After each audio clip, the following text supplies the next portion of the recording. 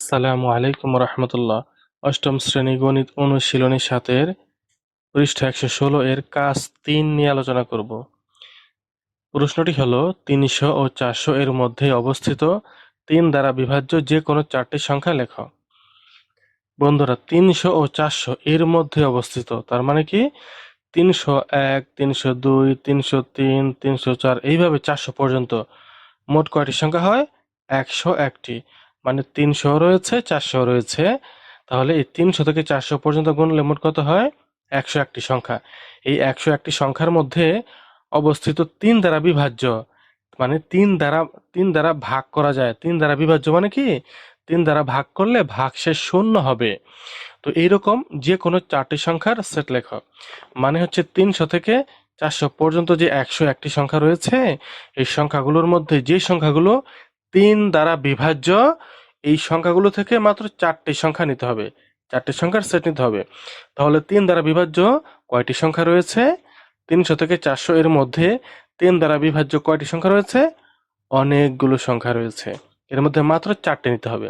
আমরা লিখব সমাধান। লেখার পর লিখব, মনে করি ৩০০ ও ৪০০ এর মধ্যে অবস্থিত ৩ দ্বারা বিভাজ্য যে কোনো ৪টি সংখ্যার সেট এ।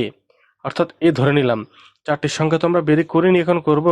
তো ৩ দ্বারা বিভাজ্য মানে ৩ দ্বারা ভাগ করা যায়, অর্থাৎ ভাগশেষ শূন্য হয় এমন যে কোনো ৪টি সংখ্যার সেট এ ধরলাম। সেটটাকে ধরলাম এ। লিখব সুতরাং ৩০০ ও ৪০০ এর মধ্যে অবস্থিত ৩ দ্বারা বিভাজ্য যে কোনো ৪টি সংখ্যা হলো কত?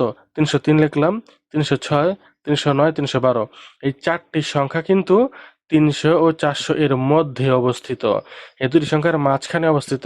আমি এই ৪টি নিয়েছি, আপনারা চাইলে অন্য ৪টিও নিতে পারেন, যেমন ৩১৫, ৩১৮, ৩২১, ৩২৪, অথবা চাইলে অন্য যে কোনো ৪টি সংখ্যা নেওয়া যেতে পারে। তবে ৩০০ ও ৪০০ এর মাঝখানে যে কোনো সংখ্যাগুলো থেকে হতে হবে। এখানে আমি ৪টি নিলাম। এই যে ৩০৩, ৩০৬, ৩০৯, ৩১২ নিলাম। এই ৪টি সংখ্যাকে যদি ৩ দিয়ে ভাগ দেই, তাহলে প্রত্যেক ক্ষেত্রে ভাগশেষ শূন্য আসবে। অর্থাৎ ৩০৩কে ৩ দিয়ে ভাগ দিলে ভাগশেষ শূন্য হবে। ৩০৬কে ৩ দিয়ে ভাগ দিলে ভাগশেষ শূন্য হবে। ৩০৯কে ৩ দিয়ে ভাগ দিলে ভাগশেষ শূন্য হবে।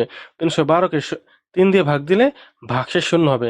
তাহলে ৪টি সংখ্যা হচ্ছে ৩ দ্বারা বিভাজ্য। তাহলে লিখতে পারি, সুতরাং এ ইকুয়াল টু এই ৪টি সংখ্যা সেকেন্ড ব্র্যাকেটের ভিতরে লিখব। কারণ আমরা এ কে সেট ধরেছিলাম যে ৪টি সংখ্যার সেট এ, আর এগুলো হচ্ছে উপাদান। এই ৪টি সংখ্যা হচ্ছে ৩ দ্বারা বিভাজ্য। তাহলে আমরা লিখতে পারি, সুতরাং এ ইকুয়াল টু ৩০৩, ৩০৬, ৩০৯, ৩১২। এই ৪টা হবে অ্যান্সার।